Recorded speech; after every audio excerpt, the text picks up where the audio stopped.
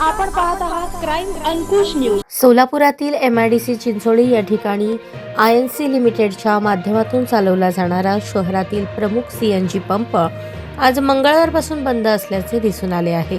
कंपनीने कालच नोटीस फलक लावून 2 डिसेंबरपासून पंप बंद राहणार असल्याची माहिती दिली होती। यामुळे वाहनधारकांची मोठी तारांबळ उडाली आहे।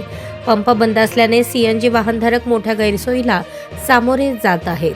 CNG भरण्यासाठी रांगेत होणारी अरेरावी, वाढती कटकट आणि स्थानिक नागरिकांच्या तक्रारीनंतर हा निर्णय घेतल्याची प्राथमिक माहिती मिळत आहे।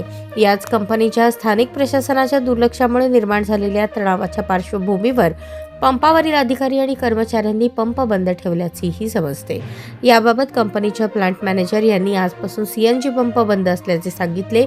याबद्दल आणखी माहिती उपलब्ध थोड्याच वेळात देणार असल्याची माहितीही प्रतिनिधींशी बोलताना त्यांनी दिली। न्यूज चॅनलला लाईक करा, शेअर करा आणि सबस्क्राइब करा।